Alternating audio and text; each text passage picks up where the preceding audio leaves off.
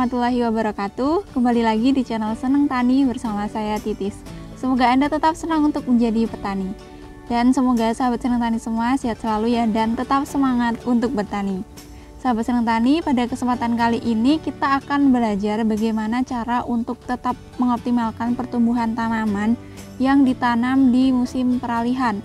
Karena biasanya jika kita menanam tanaman di musim peralihan, maka resiko yang bisa dihadapi oleh tanaman ini adalah mengalami stres dan bahkan kematian, sehingga kita harus menambah modal lagi untuk melakukan penyulaman.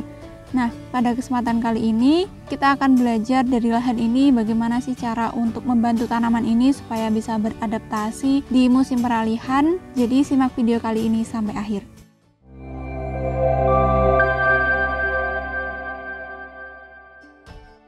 Oke, sahabat Seneng Tani semua, pada kesempatan kali ini saya sedang berada di lahan milik Pak Diono, tepatnya di Desa Sedayu, Kecamatan Muntilan, Kabupaten Magelang. Nah, di sini Pak Diono ini menanam melon dan semangka yang ditumpang sarikan. Jadi sistemnya di sini adalah dibuat bedengan yang lumayan lebar. Lebarnya ini ada sekitar 4-5 meter. Kemudian pada bagian tepi ini bedengannya ditutupi dengan mulsa. Jadi pada kedua sisi tepinya ini ditutup dengan mulsa dan ditanami dengan melon. Sedangkan untuk bagian tengahnya ini ditanami dengan semangka. Nah, untuk penanaman kedua tanaman ini sebenarnya relatif bersamaan, untuk jaraknya sekitar 1 minggu. Jadi melonnya ditanam terlebih dahulu, baru kemudian 1 minggu setelahnya ditanami dengan semangka. Nah, saat ini umur dari tanaman melon di sini sudah sekitar 65 hari setelah tanam. Jadi ini sudah bulan Agustus pertengahan. Jadi untuk penanamannya barangkali dilakukan saat bulan Juni, di mana di bulan Juni ini masih peralihan antara musim penghujan dengan musim kemarau. Nah, biasanya kendala yang dihadapi oleh para petani saat melakukan penanaman di peralihan musim adalah kematian yang cukup tinggi akibat tanamannya ini mengalami stres, karena biasanya tanaman yang disemai di tempat yang sudah terlindungi kemudian dipindah tanamkan di alam bebas dan kondisi cuaca sedang ekstrim. Tentunya ini membutuhkan energi yang cukup tinggi untuk tanaman ini bisa bertahan.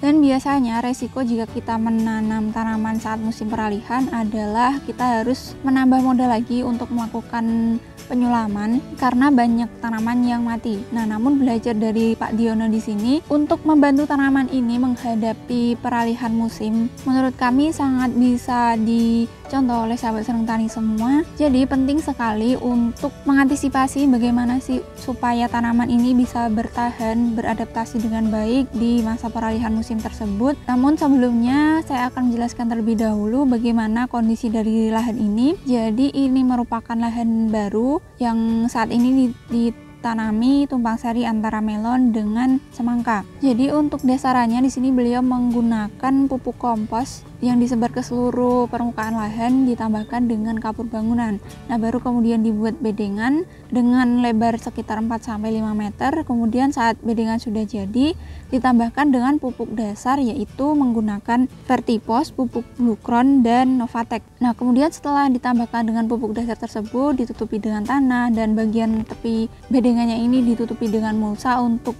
ditanami melon.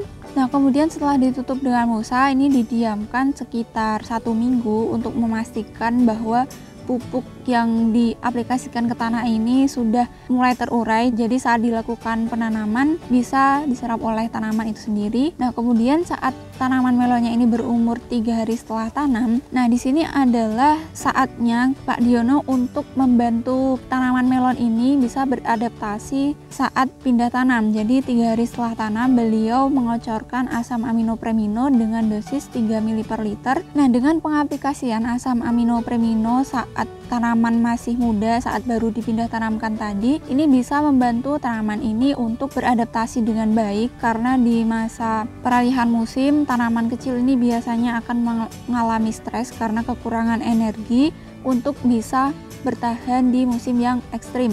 Nah, jadi dengan pengaplikasian asam aminopremino ini bisa memberikan energi tambahan untuk tanaman kecil tadi supaya bisa bertahan di musim yang ekstrim. Jadi daya adaptasinya ini semakin tinggi, jadi otomatis pertumbuhan tanamannya bisa lancar dan kita terhindar dari kematian tanaman yang mengharuskan kita untuk melakukan penyulaman. Jadi untuk sahabat Senang Tani semua, barangkali ada yang berencana untuk melakukan penanaman saat peralihan musim, bisa mempersiapkan asam amino premino ini untuk diaplikasikan pada tanaman yang masih muda setelah dipindah tanamkan, karena sudah terbukti di lahan ini dengan pengaplikasian asam amino premino tadi bisa lebih membantu tanaman melon di sini untuk beradaptasi dengan baik sehingga tidak mengalami kematian. Kemudian selain itu, karena premino ini selain kandungan asam aminonya, premino ini juga mengandung beberapa unsur hara yang dibutuhkan oleh tanaman. Jadi untuk pengaplikasian barangkali cukup menggunakan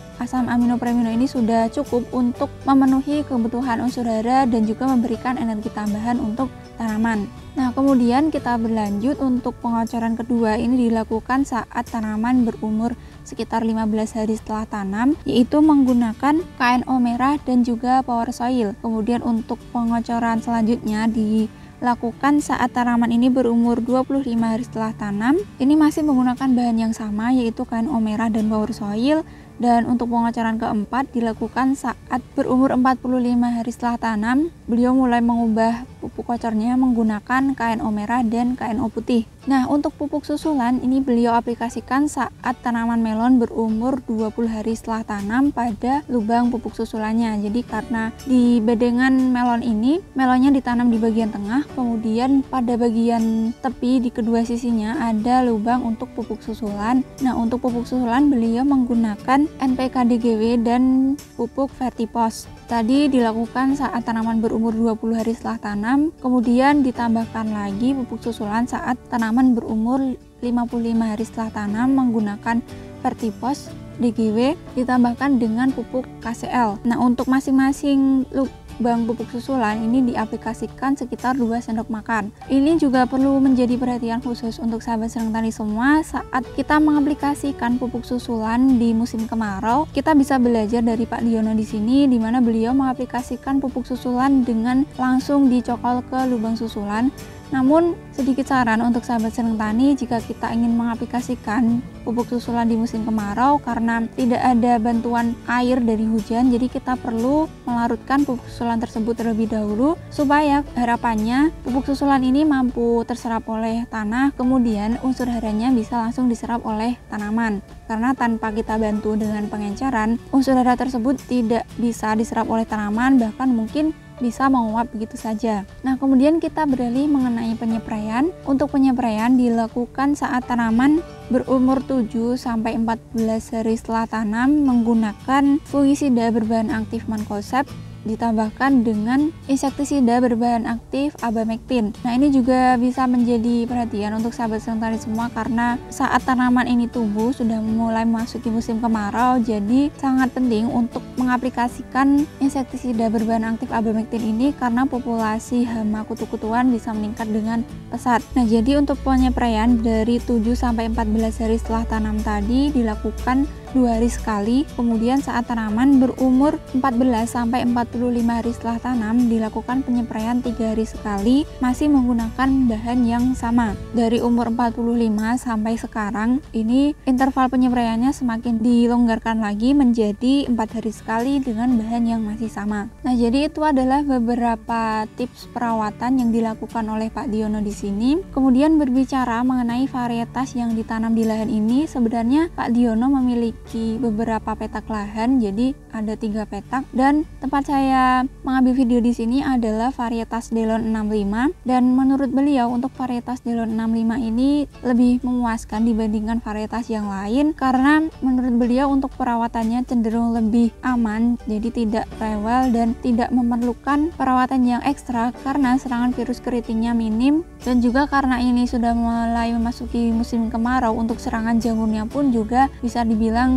sangat minim. Dan beliau juga merasa puas dengan varietas Delon 65 ini karena dari karakteristik buahnya yang memiliki net yang tebal, sehingga ini bisa lebih memperpanjang masa simpan buah, dan juga untuk pengepulnya pun merasa senang, merasa suka dengan varietas ini karena karakteristik buahnya yang memiliki net yang tebal. Selain itu, buahnya pun bisa tumbuh dari bagian bawah, dan karena di sini Pak Diono ini menggunakan sistem kebiri, yaitu dengan memotong pucuk cabang utama, kemudian disisakan 2-3 tunas untuk dirawat. Nah, di masing-masing tunas yang disisakan ini, beliau menyeleksi satu buah untuk masing-masing tunas yang dirawat ini. Jadi masing-masing tanaman ini bisa menghasilkan 2-3 buah dengan bobot buah yang menurut beliau kebanyakan masuk grade A, jadi sekitar 2 kg lebih untuk masing-masing buahnya. Jadi untuk sahabat Serang Tani yang barangkali ingin menanam melon, Delon 65 ini bisa menjadi salah satu rekomendasi karena sudah terbukti keunggulannya, dan perawatannya pun juga cenderung lebih mudah karena tidak mudah terserang oleh virus keriting. Nah, kemudian untuk jarak tanam di sini Pak Diono menanam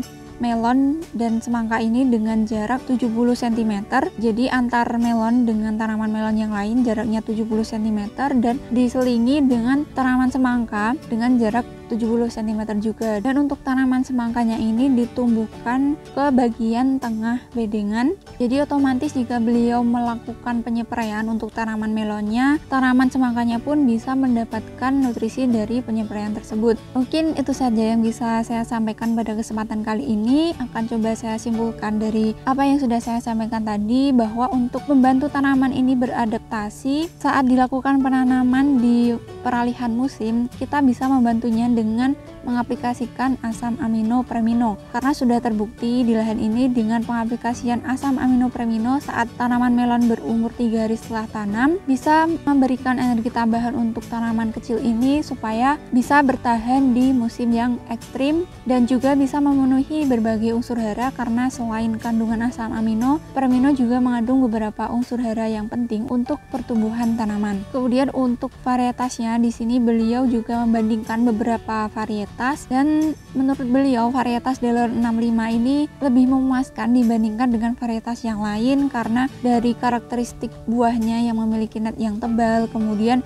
bisa tumbuh dari bagian bawah, dan karena di sini disisakan 2-3 tunas yang dirawat, dan masing-masing tunas ini beliau menyisakan satu buah, dan ukuran buahnya pun bisa maksimal untuk masing-masing buah yang disisakan tersebut. Kemudian selain itu, varietas Delon 65 ini juga lebih tahan dengan serangan virus keriting karena beliau juga sudah berkali-kali merasakan untuk kendala yang dialami saat menanam melon di musim kemarau adalah serangan virus keriting yang bisa menyebabkan kerugian. Jadi menurut beliau dengan menanam varietas Delon 65 ini bisa lebih meminimalisir serangan virus keriting. Mungkin itu saja yang bisa saya sampaikan pada kesempatan kali ini. Semoga bermanfaat untuk sahabat Serang Tani semua, dan jika dirasa bermanfaat silahkan di-share ke teman-teman yang lain. Jangan lupa like, komen, dan subscribe supaya tidak ketinggalan informasi dari kami selanjutnya. Terima kasih sudah menyaksikan video kami. Sampai jumpa di video-video kami selanjutnya. Tetap semangat, jaga kesehatan, dan jangan lupa untuk selalu bersyukur. Wassalamualaikum warahmatullahi wabarakatuh.